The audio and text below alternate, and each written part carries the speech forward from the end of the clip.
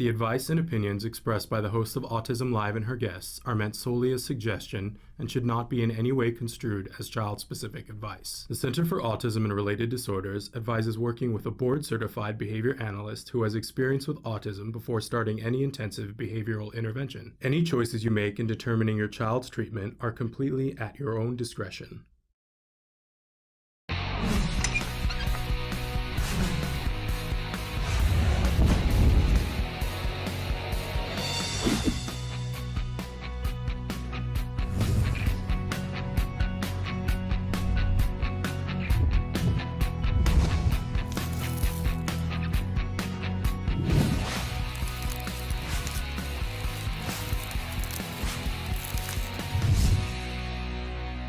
So first question, what's your opinion on self-disclosure in a work environment?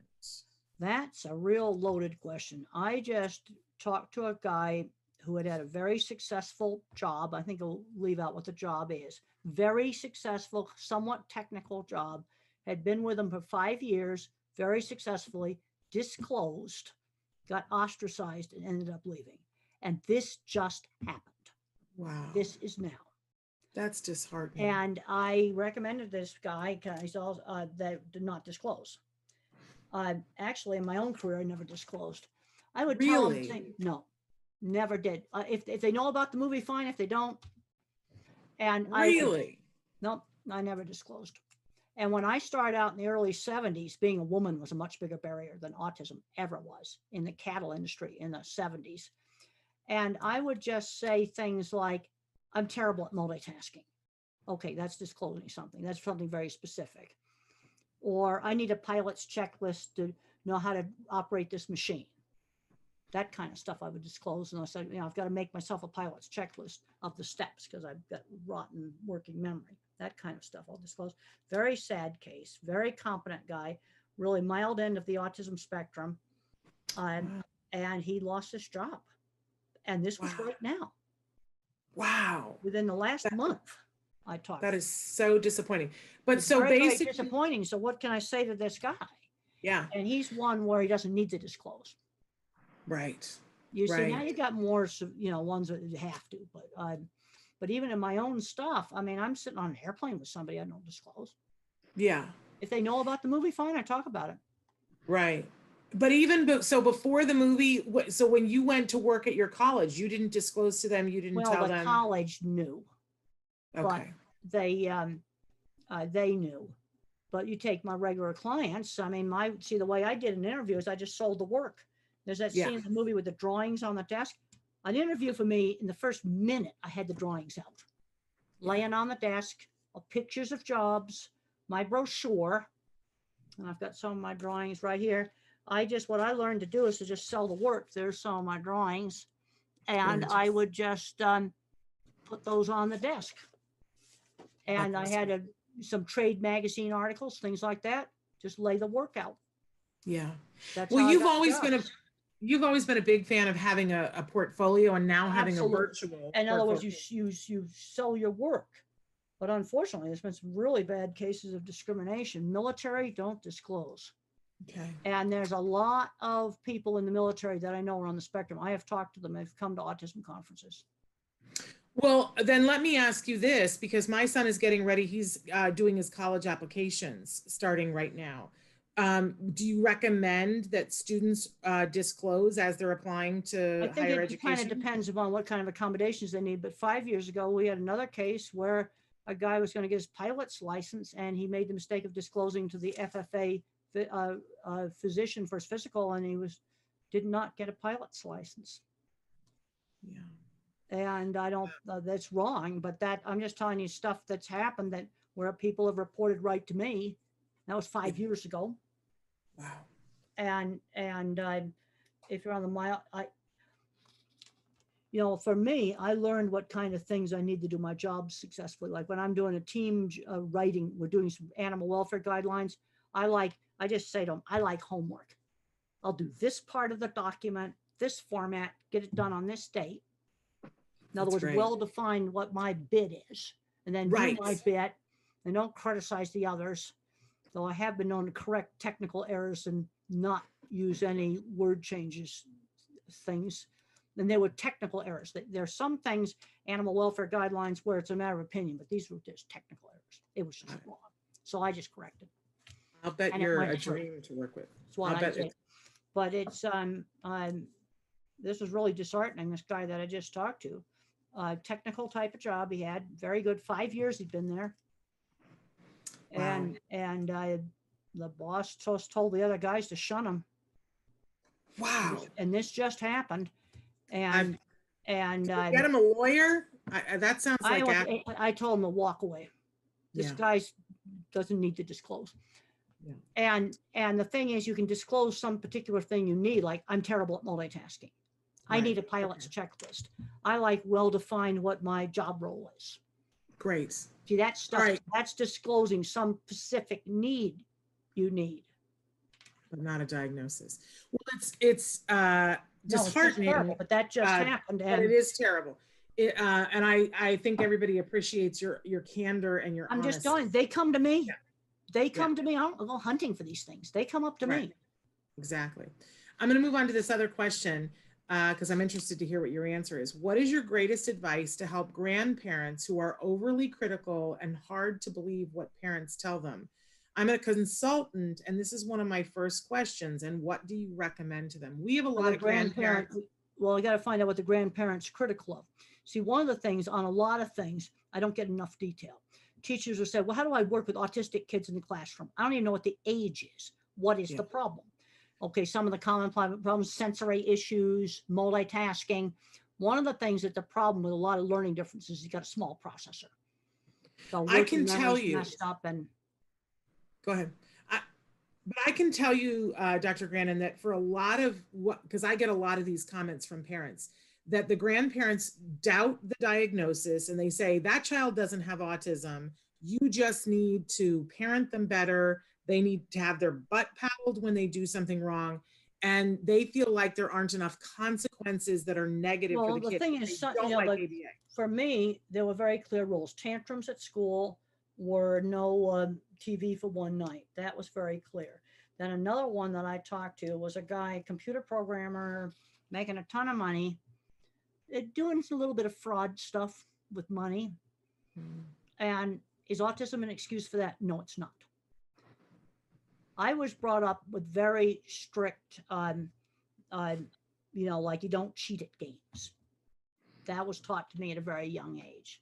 I didn't see grown-ups behaving bad on TV. I didn't see grown-ups sitting around the tax forms laughing about cheating and stuff. I was never, ever exposed to that. But since it's rule-based, you get someone he was going to play the autism card that he could get out of some serious financial fraud he'd done because he's autistic. No. So for parents, for grandparents who, let's say that the child is diagnosed and the grandparent says, I just don't think they have autism. All right. First of all, I want to find out, I want to be more specific. What behavior do the grandparents object to? Let's get more specific. What is the behavior? And then how can we deal with the behavior? Well, I can think of one instance recently where I consulted with a family, and the little boy, who was like 6 or 7 years old, he just wasn't very compliant. So for instance, grandma would say to him, he would say to grandma, I'm going to have a snack right now. And grandma would say, no, it's not time for a snack. And the child would say, I'm going to go make the snack. And he would start to go make the snack. What the grandmother needs to say, first of all, I want to get rid of saying no. What you want to say, instead of saying no, we have our snacks at 3 o'clock. Give the instruction instead of saying no. There you go. So that's the old fashioned 50s parenting. That's what I had. So don't even get into the conversation about autism, and trying to prove let's just deal with the behavior. And you're going to just say, our family has our snacks at 3 o'clock. Give the instruction. That's what we do in our family. We'll have a snack in the mid-afternoon or a snack in the mid-morning, whatever it is, but get it on a schedule and you just give the instruction. So let's just look at the behavior they're dealing with. Now, you sometimes will have kids where they'll have a meltdown due to sensory sensitivity. And then one of the ways to handle that is the noisy thing the kid hates.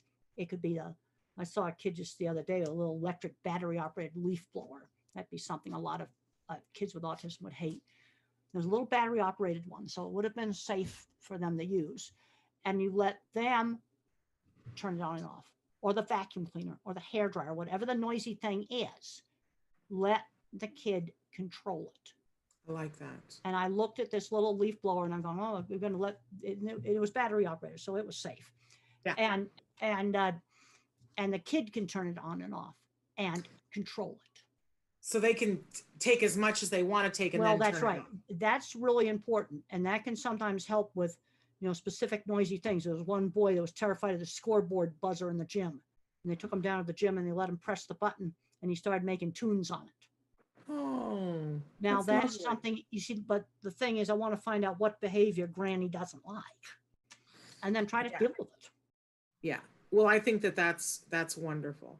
Okay, so I'm going to move on to this next question, autism and ADHD. I find it incredibly difficult to address the autism in a child when the ADHD makes focusing so very difficult for them to respond to behavior therapies. Any suggestions? All right. Well, first of all, ADHD and autism on the social front overlap 30%, both in genetics and in brain scans, especially one on social stuff.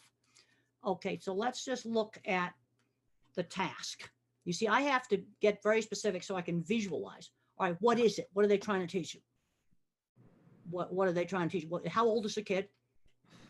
And I don't know for this particular I got to have kid, more but information. Yeah, so but let's I can visualize something we could do. So let's say that it's a 7-year-old, because a lot of parents are having a problem right now with the distance learning because of the ADHD sort of behaviors where some of these kids are going to have some breaks. Yeah. They're just going to. And maybe if the class is synchronous, maybe you're going to have to record it yourself. They're going to have some breaks. The other thing is a lot of these kids aren't getting enough exercise. Mother used to say, go outside and run the energy out of you. And they've got to get more exercise, and some of them are going to need breaks. That's what you got to do. And I love that.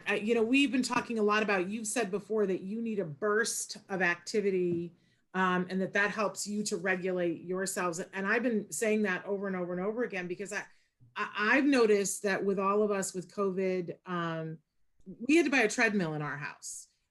We bought a treadmill and we stuck it in the middle of the living room because I think we were all having a hard time. We just weren't. I'm not a big exercise person, but during a normal day, do it. And I think you're better off to set the treadmill kind of steep and kind of hard and do a burst of exercise, but you've got to work up to this. I don't want anybody having a heart attack here. Oh, no. I worked, it took me 6 months to get up to 100 sit-ups.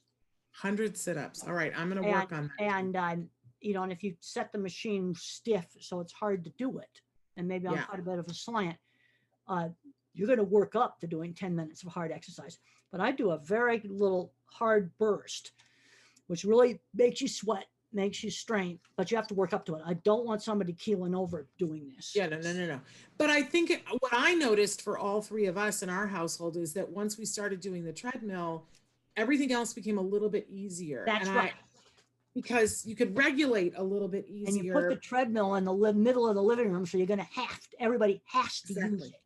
And we watch, sometimes TV is on while we're doing That's it. fine. So that, but yes, that's what we have done. And I know other families that have said, okay, we're not having a lawn, we're putting a trampoline in, but everybody has to find something that they can do physical. And I think it's just so important, as you said, for our kiddos that are spending so much screen time now. Well, they've got to get exercise, and the treadmill is a machine that everybody can use.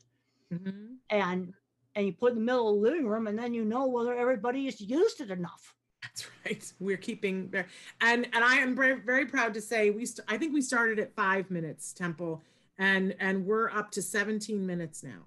Yeah, a day. We're doing something. And that probably is enough. I mean, there's a point where you don't have to overdo it, but if you did that hard every day, and because then because I find that the burst of exercise worked better than the airport walking that I did. Yeah. Because that didn't make airport walking I used to do.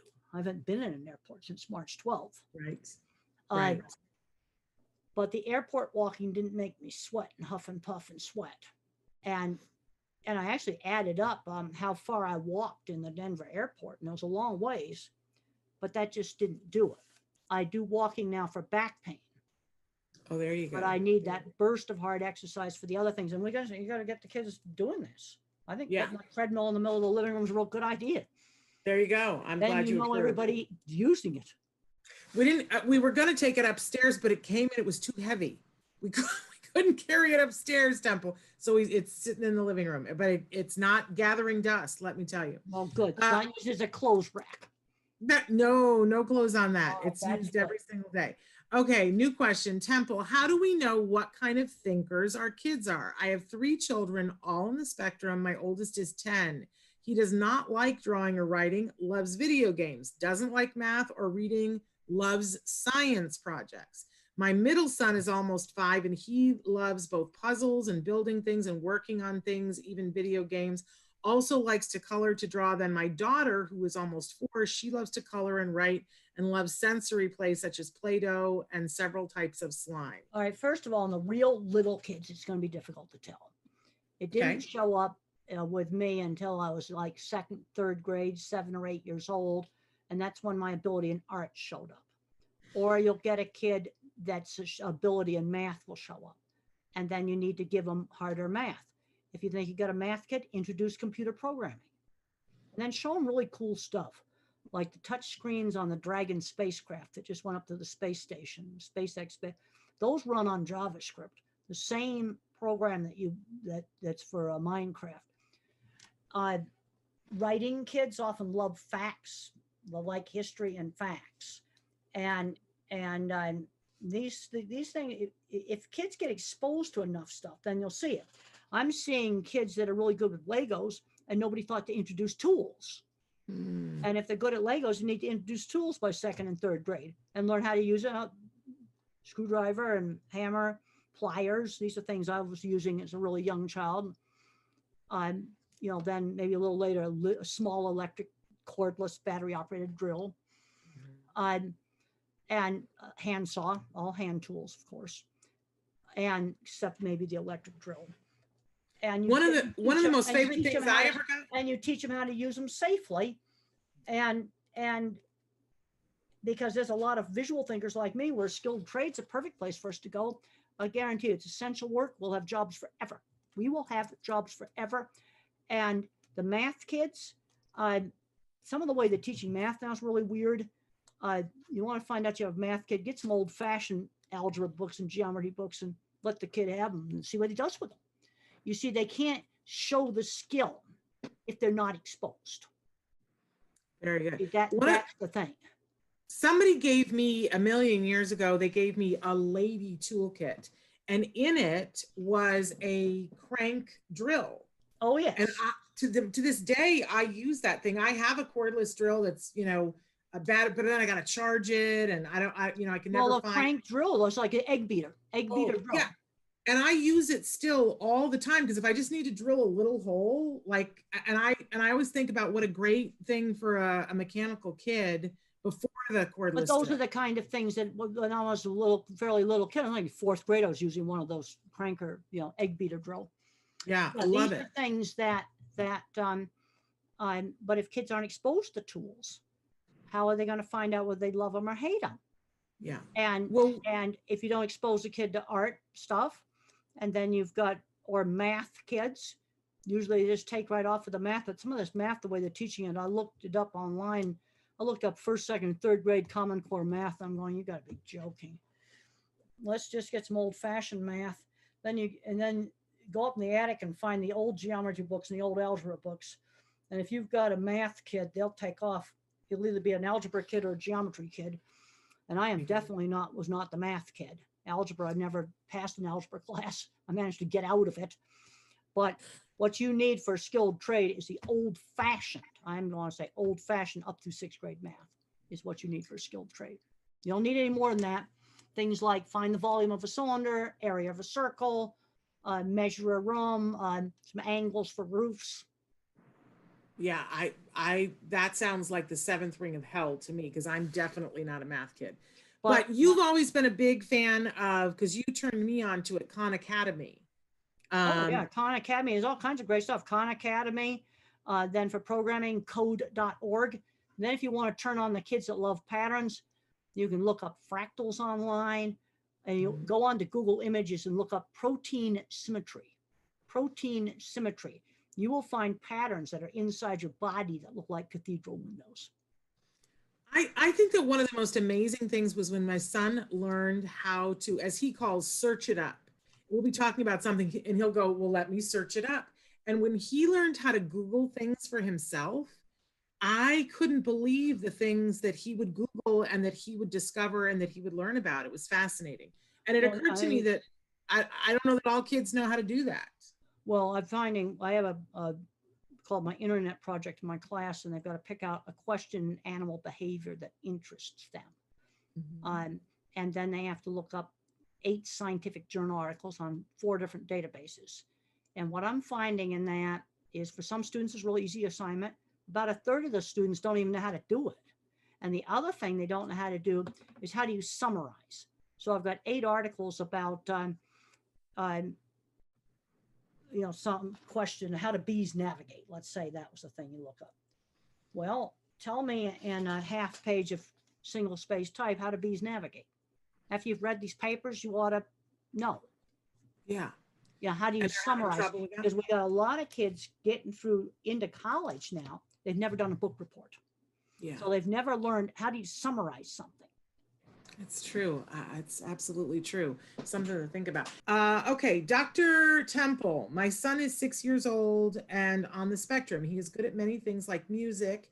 He plays any instrument, any song once he sees it to play it, and reads so well and paints so good with tiny details, and loves to play by himself for hours on the iPad.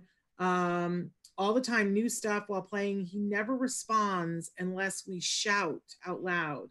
We got his ears tested, all good. How can I make him listen and respond? I appreciate your help. Well, how much time is he spending on the iPad kind of zoning out? I might want to cut that down. The other thing he needs to learn is to play music that other people want sometimes. Like when I was about his age, I would draw the same horse head over and over again. And mother said, well, let's draw the entire horse. Draw it stable. In other words, take that thing and broaden it, and then get him to play different kinds of music. And then now, of course, churches are shut down with COVID, because that's a perfect place to do volunteer jobs or do little music gigs at parties, which is something we can't do now. Because you also want to start teaching work skills, and he needs to learn how to, well, sometimes you do music for yourself, but you sometimes also do music for other people. So you got to learn to play more different stuff. And some kids are very musical. Now, this brings up another thing. How do you find out if the kid has music talent? Well, if you don't expose them to instruments, how are you going to find out? Yeah. We loved, before COVID, many years ago, here locally in Pasadena, there was an organization that would have a musical petting zoo. And what that was, each member of their orchestra would come and bring an array of instruments, and they had all these cleaning things that were there. And a child could go through and say, I want to try the tuba. And they could play the tuba, and then they would clean it all down, and the next child could play the tuba. But then you could walk over and play the violin. But that's the kind of stuff that we got to get, kids have got to get exposed to find out a tuba's cool. You're not exposed to it. Yeah, you see that a lot of these things, how do you get kids interested in stuff? If they don't get exposed, the thing I have in some of my slides, I said, well, what happened to Michelangelo the other day? 6th grade dropout. Yeah. And, but he was exposed to art because all the churches were commissioning all this art. And then he was raised by stonecutters. So he was exposed to the tools, at least some of the tools he would have used. And if he hadn't had that exposure, he wouldn't have done it. Yeah. Yeah. So exposure. So throwing a lot of things out there. And his father wanted him to be, do legal documents in Latin. He's going, ugh, I don't want to do that. But there was a time where every church had these big art projects going on. So little Mikey would go over there and look at the art projects. And if they hadn't been doing those art projects, he wouldn't have been exposed. No. Okay, somebody wants to know what evaluation tools are best for determining if girls are on the autism spectrum. This is a big controversy right now. The people are saying that the criteria for diagnosing often will leave girls out of getting a Well, girls are diagnosis. kind of, one thing is girls' brains aren't as lateralized as males. In other words, the corpus callosum is bigger. And one thing is known in stroke research that uh, they can recover from strokes more easily because the two halves of the brain have got a bigger communication. And but where girls really get in trouble is abusive relationships. They so much want to, be social. They get in a lot of problems with that. Now, when I was a little kid, I was nonverbal, so that's obvious. Okay, because I was nonverbal to age 4. I had obvious autistic symptoms, but you've got other girls where there'd be the type that has no speech delay, socially awkward, and the other thing that's concerning me now is I think we're getting too much medical model. How do we help someone be successful? Because I got all these grandparents that come up to me who find out they have autism when the kids get diagnosed. I'm seeing this happen all the time. And granddaddy's got a good job. Part of it is, I think, social rules are taught much more structured in my generation. Also, work skills. That grandparent had a job at age 11 delivering papers, or we need to be teaching the work skills.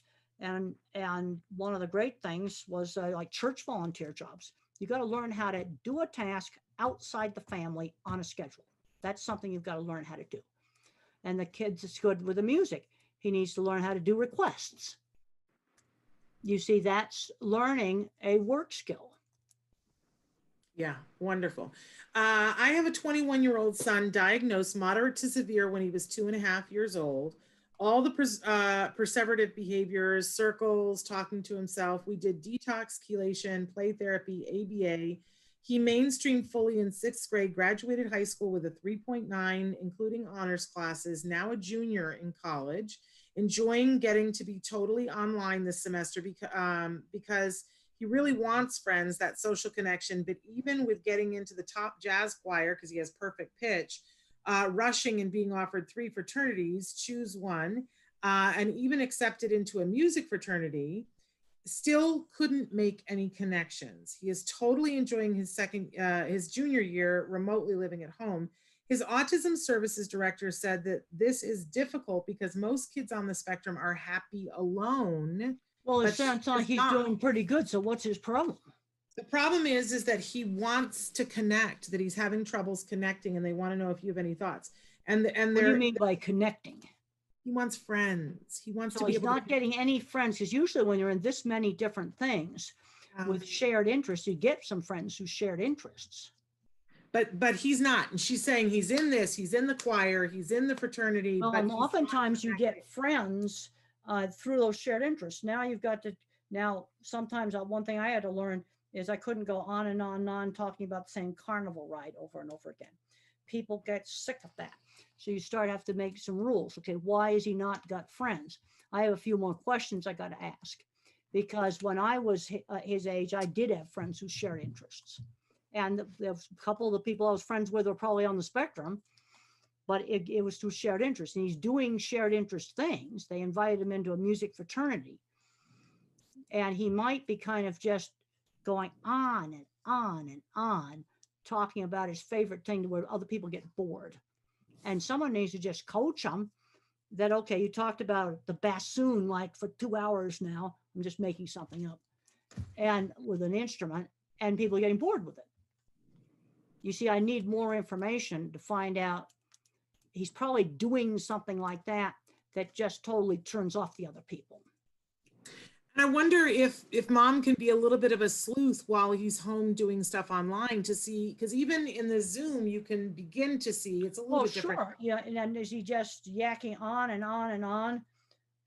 Now, one of the problems I have, and I still have it, is interrupting because I can't get the timing. There's a lot of problems I have to do with slow processor speed, multitasking, timing, and see what he's doing wrong. You see, this is where I might just need some social coaching. Okay, you've talked too long about this musical instrument. Let's get somebody else talking. What is he doing online? I'd watch him. Because usually somebody that's doing that many things like that does get some friends. Yeah. Thank you for bringing up the interrupting thing, because a couple of people have written in and said that I've interrupted you several times, and I apologize. it is very hard to time in Zoom. So interrupting is also my problem, and they're mad at me that I've interrupted you too many Well, and times. I've interrupted people just live because I can't get the timing. This is where the processor speed of my brain, if I was a computer, I'd be an Intel 286. You can look that up and see what that is. But I've got the cloud for memory. But a lot of the problems of things like interrupting, that's processor speed. And I still have a problem with that. But you said you have the cloud for memory. So does that Well, mean the you have a cloud would be tons of memory. Computer So cloud, so you have a lot of memory? I have a lot of memory, but I've got no working memory. Like if I had any task that involves more than 3 steps, I have to write them down. I have to make a Interesting. checklist or I can't remember them. I cannot remember long strings of verbal steps. So what are the things that you have that you just remember everything from your childhood? What you say you not have a lot. everything. I mean, it's like I don't remember every hotel I've been in. I only remember really weird, really terrible. And I remember generic Hilton Garden Inn, sort of what they look like, because they're all the same. Generic Fairfield Inn. I know my I love hotel that. brands. And then I remember this really awful hotel I stayed in that was so trendy, it was stupid. The lobby looked like a construction site. There's snap tie holes showing where they're taking the forms off. I'm going, oh, that's not cool. But the worst thing was the breakfast. They served it in pint ice cream containers. And then they just dumped a slimy poached egg on the top. That's horrible. It was horrible. That's horrible. It was trying to be really trendy. And I go, really? Young people are really going to want to eat breakfast out of ice cream containers? I don't know about that. Temple, I think you have a career as a travelogue reporter, because I would enjoy. We are never staying here ever again. So Temple, everybody's talking about this book. It's something that's very timely, especially for those of us who have kids that are teenagers or about to be teenagers. Tell our viewers what the new book is. Well, Deborah Moore, a psychologist out in California, came to me with the idea of doing this book.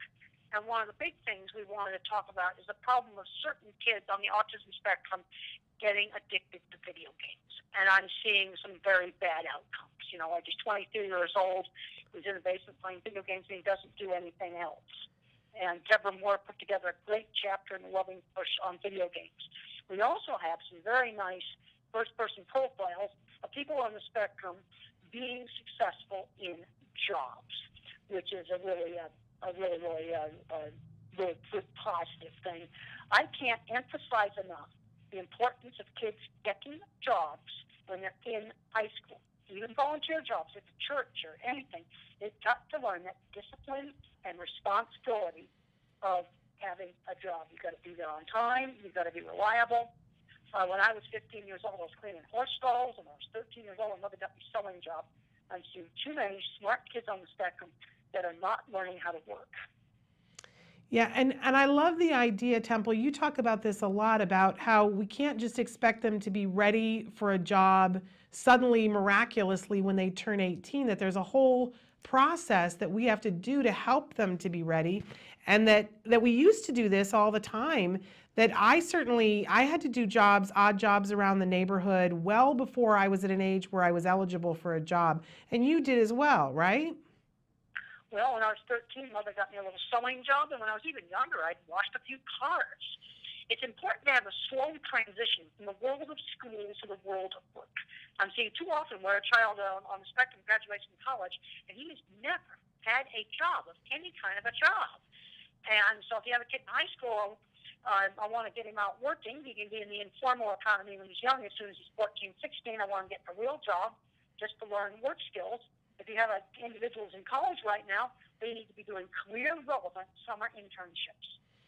I worked at a research lab. It was an unpaid internship where I did work on experiments on rats, actually, and mice. And I had to rent a house with another lady, and it was just set up in the neighborhood. They've got to learn working skills, and that ought to happen before they graduate from school. Yeah. Well, I love the idea of internships, and you and I had an opportunity to talk a couple of weeks ago about summer camp situations, because I was sharing with you that I'm having a really hard time finding a summer camp that I think is advantageous for my son who's really into tech things. And you had some great ideas about making it happen in the neighborhood, and I wondered if you'd share some of that with our viewers. Well, let's just look at things. We have a huge shortage in this country right now, car mechanics and diesel mechanics. Well, maybe some retired mechanic needs to set up a small engine repair class to just do with middle school kids so they can find out engines are cool. A lot of schools have taken out hands-on classes. Now, in Texas, I know that some of the places they're putting that back in again. But how are students going to find out what they want to do for a career if they're not exposed? I get asked all the time, how did I get interested in the cattle industry? Because I was exposed to cattle when I was 15. That's how I got interested in them. Yeah, and so I love this idea that if we can't find the camp, you were suggesting to me make it happen myself. You really lit a fire in me and inspired me. And I think what a great idea. For families though, and you talk about this, the loving push. This is not about being mean, but about being loving and caring. This is what we do to raise our kids. What do you suggest if a parent is sitting there this summer and they've got a 15-year-old, they're not quite sure how to go about getting their kid an odd job or getting something happening in the neighborhood? What do you suggest? Well, Mother just found a sewing job. She just saw a sign on a lady's house that said, freelance seamstress, and she just went in and offered up my skills. She knew I was good at hand sewing. It was just done in the neighborhood. The internship at the research lab was just done in the neighborhood. It's set up to the people that that were there in the school and with my mother. We're here at the show. We're really loving. There's a new show on the Oprah Winfrey Network that's called For Pete's Sake, and it's Holly Robinson Peete and her family. She's got a 17-year-old son who's on the spectrum, and in the most recent episode, both she and her husband took their son to businesses that they frequent and said to the business owner, hey, have you got something here for our child? Is there, can you show him what you do here? I just thought that was really proactive of them, that they didn't wait for somebody to approach them. They went to the business. Do you think that's a good idea? That's the thing to do. I ask parents all the time, what do you know, shopkeepers, especially independent businesses, just do something in the neighborhood. And that sewing job is a perfect example of just setting it up in the neighborhood. Yeah, and it seems, as you said, in high schools anymore, there used to be vocational training, and there isn't anymore. But so instead of waiting for the schools to bring it back, you had talked to me about the all-important lawnmower a couple of weeks ago, and how lawnmowers, old lawnmowers are around, and even learning how to repair a lawnmower is something that's a great skill for kids.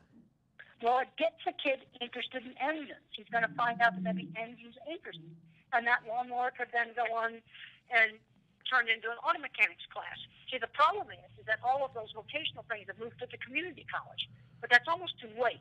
We need to be getting these kids hooked on some of these skilled trades and vocational things before they graduate from high school.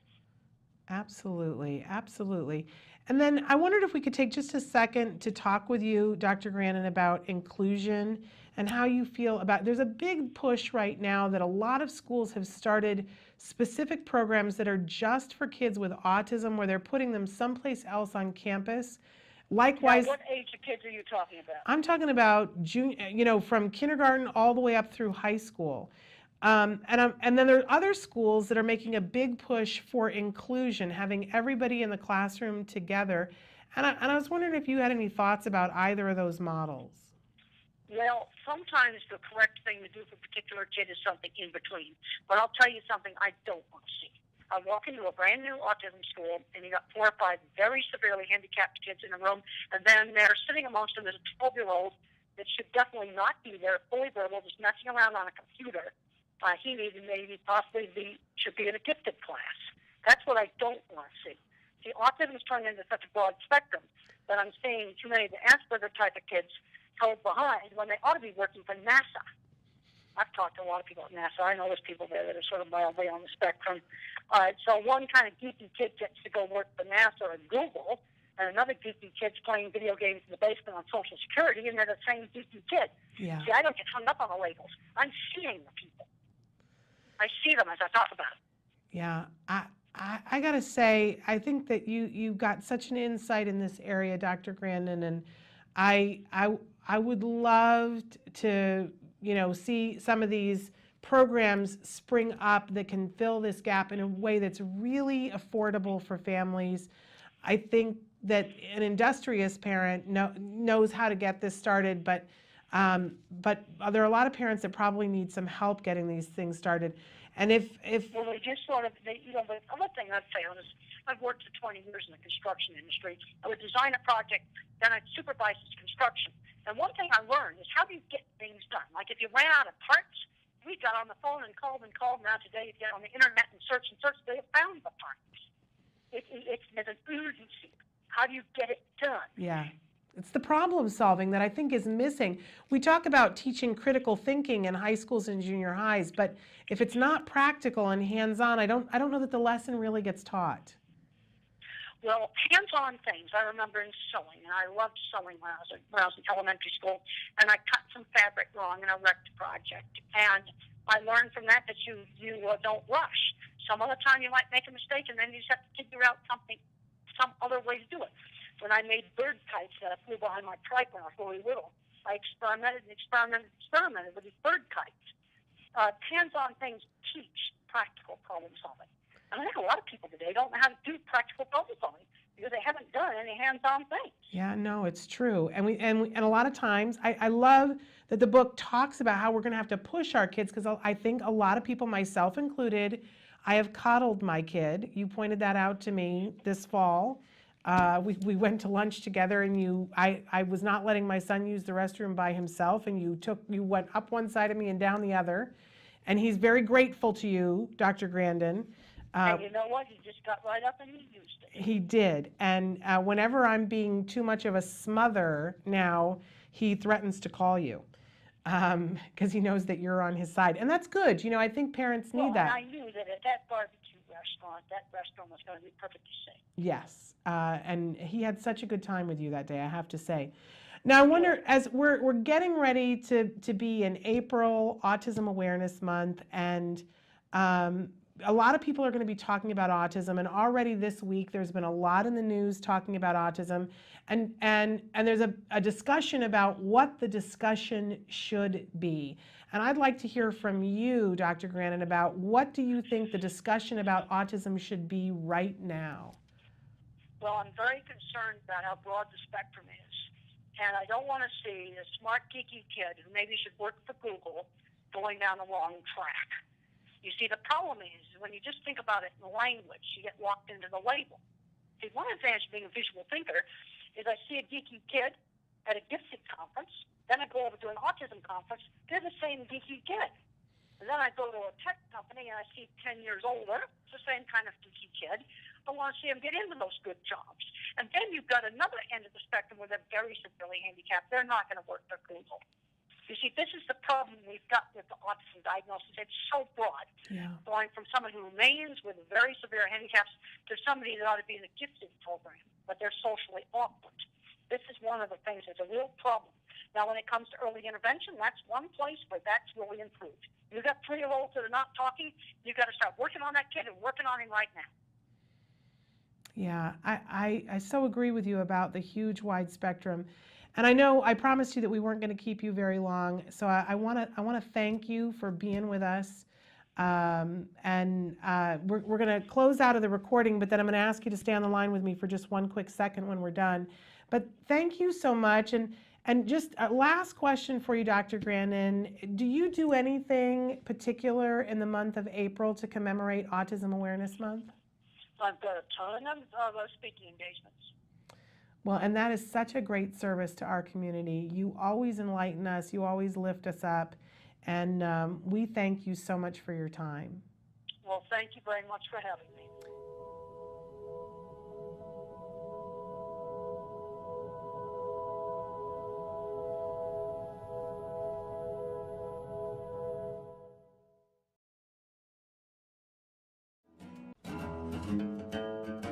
I got to do the U-turn around the thing? Okay.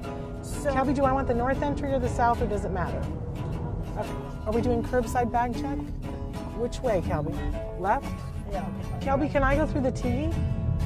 Yeah, I have a toll tag. Then you go through the T. Okay.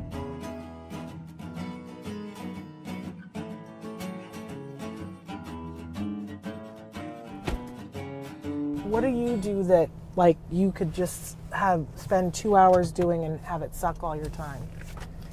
Oh, I like to look up interesting research articles on animal behavior. Found a really interesting European papers on how wolves are different than dogs that I read last week that were very, very interesting. Very cool. Because I've always talked about a brain can be more social emotional or a brain can be more cognitive. Yeah. And the wolf turns out to be more cognitive, and we've bred the dog to be more social emotional. How fascinating is that? Very, very interesting. The wolves were very good at watching another wolf solve a problem. We were talking a little bit about television before, and I cannot believe that what you said to me, what you like to watch on television. Star Trek. I was a Star Trek fan when I was a teenager. I liked the Star Trek Next Generation. I was watching that when I was working on my PhD in the 80s. And so Total Star Trek fan. what's your favorite series, and what's your favorite character, and what's your favorite Mr. episode? Spock was my favorite character. Love it. And what's favorite episode? This guy is Let going me to hate see. me. There was a lot of good. My favorite Star Trek movie was the one with the whales. Yes, Yep, I really mine liked too. that Star Trek movie. And so sad that we lost Leonard Nimoy this year. Yeah. So I didn't know that you like to watch television. Do you like to go to the movies too? Oh yes, I went and saw Gravity. There's certain movies that have to be seen in a theater, like Yeah. Gravity and Avatar. Yes. I wanted to see Inside Out in the theater. I really liked that movie. What did you think of I that? liked it. I think about how the emotions interact. I gotta be honest, I had said after that I thought that it was going to be a great tool for people to show kids on the autism spectrum about perspective taking, Yeah. about what it's like in other people's heads. Well, no, it's more like how the emotions inside your own head sort of conflict with each other. Yeah, absolutely. So I love The Wizard of Oz, and I love the idea of the ruby slippers. She had the way back home. She just didn't know she had it. Yeah. You see, and I think that's a metaphor for a lot of things. A lot of people have the ruby slippers, but they don't know they have them. They don't know they have the key that can open up the door to a lot of really great stuff. So what would you say was your ruby slipper? Well, I had, when some opportunities came up, like when I designed those dip vats, that was a major breakthrough for my business. And when the head of the feed yard came up to me and asked me if I'd do it, I said, give me 3 weeks. You know, a lot of people would have been too scared to walk through the door. Now, this is pre-internet, and I knew it would take me 3 weeks to get some of the information I needed, especially on concrete reinforcement, to design the dip vats. But you did it. I did it. I was on the phone the next day to the USDA to get the drawings on the concrete reinforcement. Wow. So I want to journey back to childhood for just a second and talk about friends, because a lot of times people ask about friends. Who was your best friend? When I was in elementary school, one of my best friends was a girl named Eleanor. And she was the first girl in elementary school to get to take wood shop instead of cooking. And I was the second girl in our school to get to take wood shop. So we like to make stuff. It's all about making stuff. And I had good friends in high school. Even though I got bullied and teased, I got friends who shared interests. Riding horses together, doing electronics together, doing model rockets together, doing stuff together with other students. So you found, like your mom says you found your tribe. Yeah, and you've got to get them in doing things with other people. And you did a lot of theater, and did you sing as a kid? Yeah, I did. One of the problems I was singing is I couldn't synchronize my rhythm with somebody else's rhythm. Do you still have a hard time doing that? I still have a hard time doing that. Because we were going to ask you if you wanted to sing something in the car with us. Well, I think maybe we'll skip that. Great question. But the one question people always ask us is they want to know if you've ever been in love. No, never have. And you don't feel like you're missing anything. I've seen so much turmoil in so many marriages that I haven't really seen a situation that would be a good model. And yet you gave me really good marriage advice. Because I'm a good problem solver. You have to take the problem and cut it down. And in engineering, you have to find the root cause of a problem. What do you think is your secret to your success as a teacher? Well, presenting things really clearly. Yeah. That's really important. Making things interesting. Yeah. I think it's also important that it's something in a class that a student can take home and use. I teach a class in cattle behavior and handling, and I've got a lot of students that are pre-vet that are going to go in the dog and cat. Probably won't be handling any cattle. But I said, you want to design this corral system because it's visual problem solving. You have to figure out how to do it. It's not a cookbook. And then I have my internet project where they can pick out anything in animal behavior, and I make them dig into a narrow subject that I have to approve, because I want them digging into Google Scholar and PubMed, Science Direct, and the other databases. They got to learn how to find stuff online, and I'm finding about 2/3 of the students are not very good at that. How about this? Make Magazine. This is the kind of thing that a lot of kids on the spectrum need to be doing. The cool stuff in here.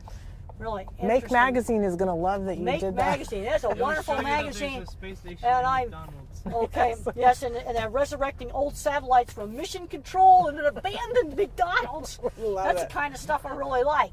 These are the kind of magazines we need to get into school. Make Magazine, Business Week, Science, Nature, Wired. We got to show kids out there. There's all kinds of super interesting stuff out there. But if they don't see it, then they don't know about it. I like to geek out on construction sites. Yeah. I like to salivate over all the equipment they've got that we didn't have, like really cool man lifts and nice scaffolding. We didn't have any of that stuff. You didn't. No, we didn't. What did you guys have? A Horrid, compass? Horrid ladders that were really dangerous is what we had. I'm going to pull up right here. We're going to get your stuff out. Yep. Put your back up.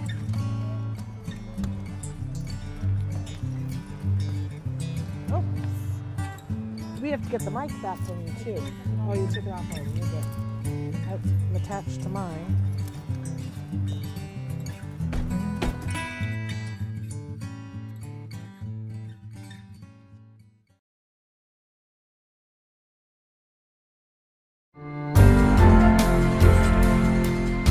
Dr. Grandin, what is it like for you personally to have become the most celebrated person in the field of autism?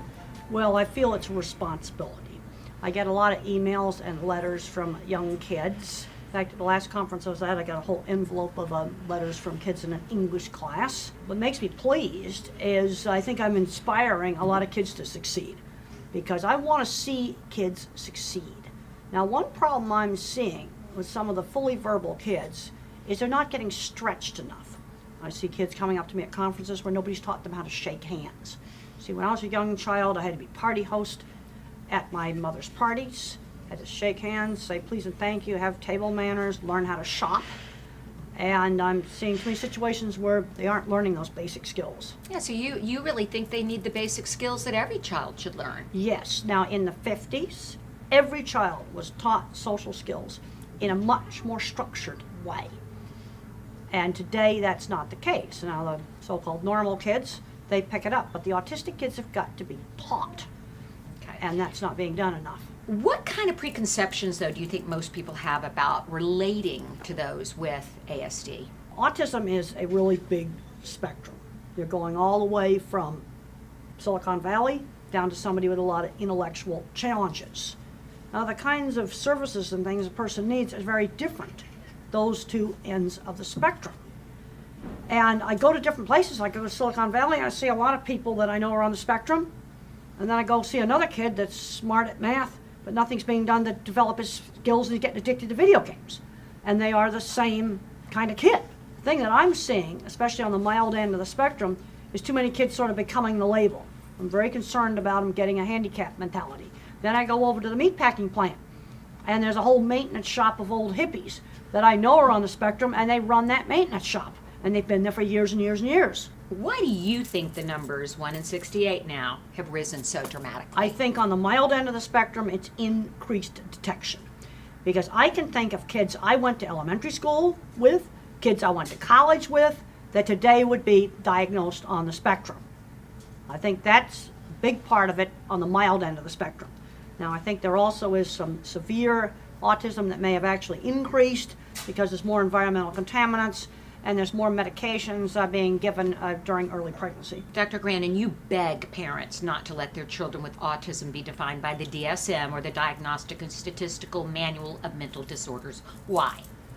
Well, I think the DSM made a big mistake removing Asperger's syndrome, because under the DMS-4, autism you had to have speech delay, Asperger was no speech delay. Now, you could argue scientific reasons for taking out the speech delay stuff, but from a service provider standpoint, the kind of services that somebody's nonverbal as is different than a mild kid with Asperger's. And I'm seeing too many fully verbal kids, less severe than me, getting put into a class with nonverbal kids. I'm seeing too many smart kids not learning job skills. That's another thing that I really push. Because when I was 13, my mother had got me in a sewing job. When I was 15, I was cleaning horse stalls. It's really important that students intern in a job before they graduate from high school. They got to learn that discipline of getting to work. If you could speak to every business owner in America, what would you say to convince them to hire somebody on the autism spectrum? Well, there's certain things they can do extremely well. In fact, the SAP Corporation is hiring people with autism. There's another Project Search, where there's work being done with collaborating with hospitals to train them to set up surgical instruments for different types of surgery. And they take longer to train, but once they're trained, they're super, super good and meticulous about making sure the instruments are set up right. And that's got about a 78% employment rate. So you think the skills that those with ASD have to offer are often overlooked by people that employ? As I said before, I can think of kids that I went to college with that definitely were on the autism spectrum. Those individuals are all employed in good jobs. And I think a lot of this gets back to pounding those manners in the 50s and the 60s, and kids being on things like paper routes, where they learned work skills. Why do you think the experts in the field of ASDs focus so intensely on the deficits and not on the strengths of autism? Well, we need to be building up strengths. My ability in art was always encouraged. And I was encouraged to do lots of different kinds of art. If you got a third grader that's good at math and he can do a high school math book, let him do the high school math book. Don't hold them back. I want to know why you think that so little attention has been paid to the sensory processing issues. What can we learn from those? Well, I just heard about a brand new study that's been done up at in California, Dr. Wu, and they took children aged 4 through 12 that had speech delay, and they stayed in their regular programs, ABA or whatever the speech therapy the school was doing, and then they got an hour a day of sensory therapy where they did a lot of variety of stimulation, like walk on different kinds of flooring, smell different smells, do different activities in a mirror, big variety, always doing more than one sensory thing at a time. And it was done as a controlled experiment, where half the kids just got the regular treatment and the other half got this added sensory treatment. And they got some really big, significant improvements. And they made the point of using all very inexpensive things that would be in any house. There's so much division in the autism community. How do you think we can all come together and find a common ground? I think that merging Asperger's together with autism has made all of this worse, because you have a segment of very, very severely handicapped kids where they're never going to be able to live independently. That's a very different kind of situation than a mild Asperger's type of kid. You see, you're putting too many apples and oranges together. Every other diagnosis, like dyslexia, learning problems, ADHD, you've got a fully verbal kid. Only in autism right now are you getting a range going from, smart computer geek down to somebody that has very, very severe challenges. Now, I think the American Psychiatric Association originally figured the Asperger kids would get into this social communication category. That's not what's happening. Nobody's going into that because there's no funding for it. As the most admired person in this field, and we are literally becoming an autism nation, what do you think the most important thing is for us to be aware of? Well, there's a point where personality variants are just normal variation. I think a brain can be made more cognitive and thinking, or a brain can be made more social. Now, at what point does that become abnormal? There's no black and white dividing line. I'm getting concerned that what we're saying is abnormal is getting bigger and bigger and bigger. Obviously, a child that has severe speech delay, that's an abnormality. But when you take the kids that are just kind of socially awkward, a lot of those kids are really smart. And then you got the person that's a total social butterfly. And let's think back to the caveman days. I don't think the social yak-yaks around the campfire made the first stone spear. Dr. Grandin, thank you for inspiring all of us as parents and children.